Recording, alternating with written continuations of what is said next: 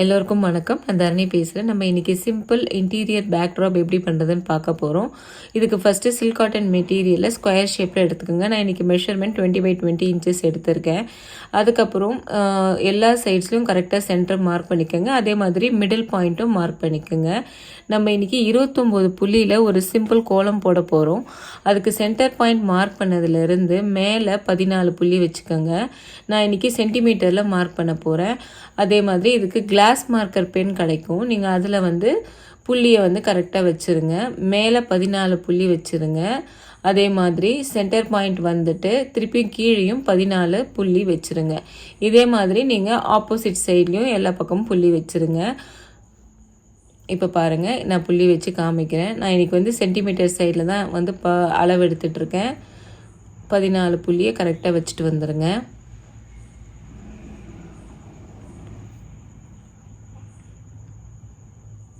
அதே மாதிரி கிளாத்தை இந்த பக்கம் திருப்பி கரெக்டாக மிடில் பாயிண்டில் இருந்து கீழே 14 புள்ளி வைங்க.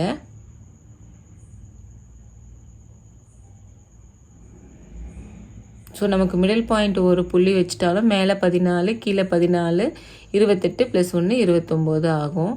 அதே மாதிரி நீங்கள் சைட்ஸில் புள்ளி வைக்கும்போது கிராஜுவலாக 2 பக்கம் ஒரு புள்ளி மைனஸ் பண்ணிகிட்டே வாங்க. அப்போ கடைசியில் பாருங்கள், இப்போ நான் வச்சுருக்கேன். கரெக்டாக சென்டரில் வச்சுட்டு இந்த பக்கம் ஒரு புள்ளி ரெடியூஸ் பண்ணிடுங்க.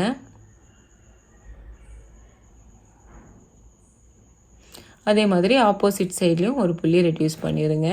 நீங்கள் இதே மாதிரி ஒரு பக்கமும் ஒரு புள்ளி விட்டு ரெடியூஸ் பண்ணிவிட்டு வந்தீங்கன்னா கரெக்டாக பாருங்கள், உங்களுக்கு கோலமும் ஒரு ஸ்கொயர் ஷேப்பில் வந்துடும்.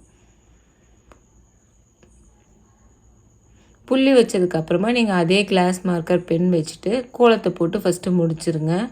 கோலம் முடித்ததுக்கப்புறமா நம்ம கிளாஸ் மார்க்கரில் போட்டு முடித்ததுக்கப்புறமா நீங்கள் கிளாத்துக்கு கீழே ஒரு பேப்பர் வச்சுட்டு அதுக்கு மேலே ஃபெவிக்ரிலில் ஃபேப்ரிக் பெயிண்டிங் வரும். உங்களுக்கு நமக்கு நார்மல் அக்ரிலிக் பெயிண்டிங்கும் இருக்குது, ஃபேப்ரிக் பெயிண்டிங்கும் இருக்குது. அக்ரிலிக் பெயிண்டிங் பண்ணோம்னா நமக்கு கொஞ்சம் ஹார்டாக இருக்கும் துணி. பட் ஃபேப்ரிக் பெயிண்டில் பண்ணும்போது நமக்கு லுக்கும் நல்லா இருக்கும். ப்ளஸ் உங்களுக்கு ஃபினிஷிங்கும் ரொம்ப ஸ்மூத்தாக வரும். ஒன்ஸ் பெயிண்ட் பண்ணி முடித்ததுக்கப்புறம் நீங்கள் ரிவர்ஸ் சைடு திரும்பி அயர்ன் பண்ணிட்டீங்கன்னா உங்களுக்கு பெயிண்டிங் லாங் லாஸ்டிங்காக வரும். இப்போ நான் கிளாஸ் மார்க்கர் வச்சு ஃபுல்லாக கோலம் போட்டு முடிச்சிட்டேன்.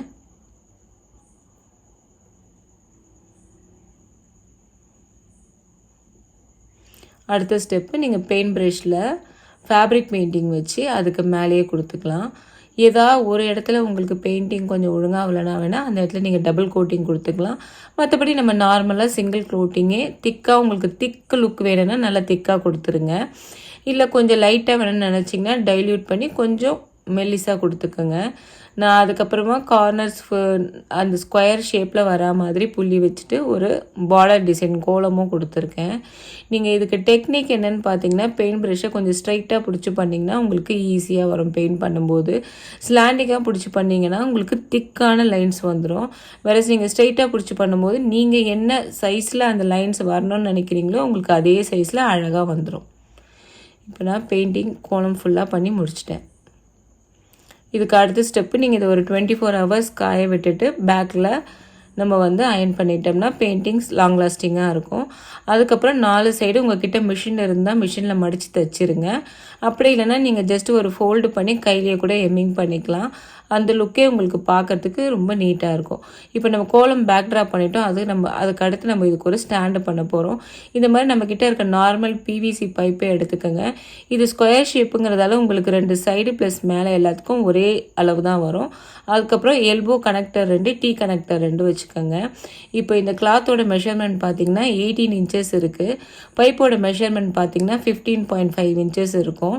ஸோ 2.5 inches நான் கம்மியாக எடுத்திருக்கேன். அது எதுக்குன்னா, நம்ம இந்த டீ கனெக்டரை கீழேயும் எல்போ கனெக்டரை மேலேயும் வைக்கும்போது நமக்கு அதுலேயே 3/4 inch உள்ளே போயிடும். ஸோ 1.5 inches பார்த்திங்கன்னா நமக்கு இதுலேயே கரெக்டாக போயிடும். அந்த 1 inch பேலன்ஸ் 1 inch நம்ம துணியை இந்த பைப்பை ஸ்டாண்டாக செட் பண்ணி முடித்ததுக்கப்புறமா 1 inch நம்ம பேக்கில் ஃபோல்ட் பண்ணி பைப் மேலே ஒட்டுவோம். ஸோ அதே மாதிரி இன்னொரு பைப்லேயும் இப்போ நம்ம 2 கனெக்டர்ஸையும் கொடுத்ததுக்கப்புறம் பாருங்கள், அந்த டீ கனெக்டர் கீழே ஸ்டாண்டாக வரும், எல்போ கனெக்டர் மேலே வரும். நான் இப்போ மேலே இருக்க பைப்பை வந்து 2 சைட் பைப்போட ஜாயின் பண்ணுறேன். ஜாயின் பண்ணிவிட்டு இப்போ உங்களுக்கு நான் வந்து அந்த ஸ்டாண்டை நிற்க வச்சு காமிக்கிறேன் பாருங்கள். இது ரொம்ப இருக்க சிம்பிள் மெட்டீரியலே ஈஸியாக பண்ணுற மாதிரி இருக்கும். இப்போ பாருங்கள் ஸ்டாண்ட் ரெடி ஆயிடுச்சு. இதுக்கப்புறம் என்ன பண்ண போகிறோன்னா நம்ம பண்ணியிருக்க இந்த கோலம் பேக்ட்ராப் டிசைனை இந்த ஸ்டாண்டில் ஒட்ட போகிறோம். அதுக்கு நமக்கு வந்து வல்க்ரோ தேவை. வல்க்ரோ வந்து இல்லைன்னா நீங்கள் டபுள் டேப் வச்சு கூட இதை பண்ணிக்கலாம். நான் இப்போ இந்த க்ளூகன் வச்சு எப்படி ஒட்டுறதுன்னு பார்க்கலாம். நமக்கு வந்து வல்க்ரோவில் ஹார்ட் சைடு சாஃப்ட் சைடுன்னு 2 இருக்கும். நான் ஹார்ட் சைடுக்கு பின்னாடி க்ளூகன்னை அப்ளை பண்ணி இந்த ஸ்டாண்டோட ஒரு கார்னரில் ஃபஸ்ட்டு ஒட்டுறேன். ஒட்டிட்டு ஒரு 2 மினிட்ஸ் ஹோல்ட் பண்ணிங்கன்னா நல்லா ஒட்டிக்கும். அதே மாதிரி இப்போ இந்த கார்னர் சைடில் வல்க்ரோவோட ஹார்ட் சைடில் க்ளூகன் அப்ளை பண்ணிவிட்டு இந்த கார்னரில் ஒட்டிக்கிறோம். இப்போ நமக்கு பேலன்ஸ் வந்து சென்டரில் அதே மாதிரி ஹார்ட் சைடில் க்ளூகன் அப்ளை பண்ணிவிட்டு அதையும் ஒட்டிடுறோம். இந்த வல்க்ரோவில் நமக்கு நார்மல் ஃபேன்சி ஸ்டோர்லேயே கிடைக்கும். அதெல்லாம் ஈஸியாக வாங்கிக்கலாம். அதே மாதிரி இந்த பிவிசி பைப்பு உங்கள் வீட்டில் பேலன்ஸ் இருந்தால் அதையும் யூஸ் பண்ணிக்கலாம். இல்லைன்னா நீங்கள் வந்து எலக்ட்ரிக்கல் ஷாப்லேயும் வாங்கிக்கலாம். இப்போ கிளாத்தை கரெக்டாக 2 பக்கம் டிஸ்டன்ஸ் பார்த்துக்கோங்க.